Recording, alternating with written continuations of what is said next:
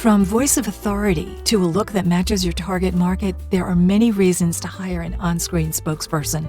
Every month, professional actor and spokesperson Grant Holmes works for many organizations, and in this series, Speaking for You, Grant will lead us through the how and what is involved in using a virtual host or green screen talent. Here's our host, Grant Holmes. Welcome back. This is Hiring On-Screen Talent, or When and How to Hire a Spokesperson, or Speaking for You. One of these titles has got to stick. I don't know why I have so many, but hey, we're out here speaking for you, right?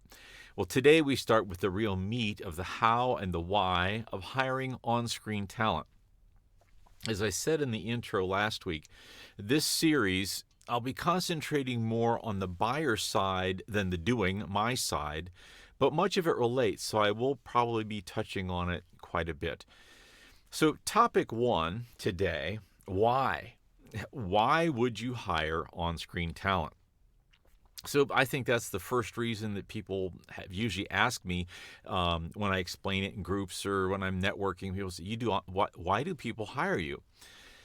It's just like voiceover or voice acting. There are many reasons to hire someone to speak for you. So I came up with several random reasons, but I'm sure there are more. First of all, maybe you've got no one at your organization that's comfortable in front of a camera, and that's pretty crucial. Second, maybe you have someone that's comfortable, but they're really not qualified. They're willing, but no, they shouldn't. Somebody that just does TikTok videos is probably not necessarily who you want. You have no one that's trained to be on camera.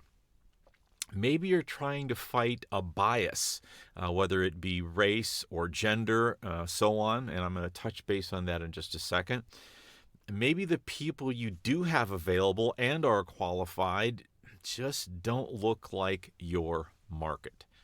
And that's, I think, gets into the key and the crux of this whole thing.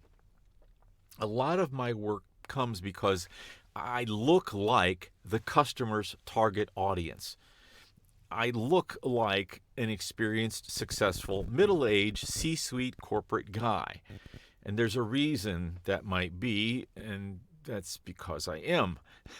I'm also told that I look and sound kind, yet authoritative, knowledgeable, but not off-putting or stiff. I may also fit other niches, unfortunately. Senior health insurance, nursing home plans, new meds for gray hair generation, and more. However, let's move on. One customer hired me, and this is about bias. One customer hired me to do the intro on her website because she was tired of people assuming the girl couldn't do the work that she does, and she does it really well. So I wrote a nice script, did a nice video, not unlike this, with her logo and things like that in back of me, and I became her vice president of sales and marketing. It was a one-day promotion, and I presented our services to her audience. It worked really, really well, and now people assume that she's just the girl in the background that works there. Doesn't matter. Now she has the look and feel that is getting her customers. Play the game, I guess you could say. Many offshore companies also hire for a more natural-sounding English or American male voice.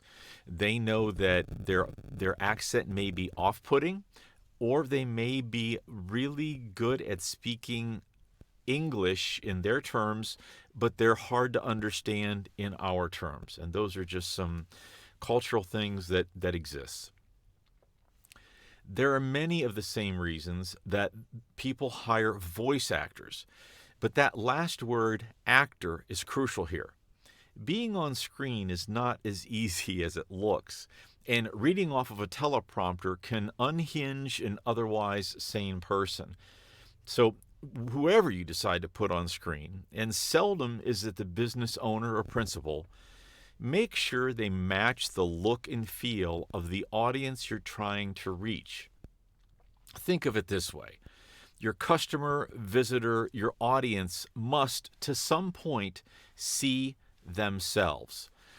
I don't get hired for a lot of skateboard commercials, right?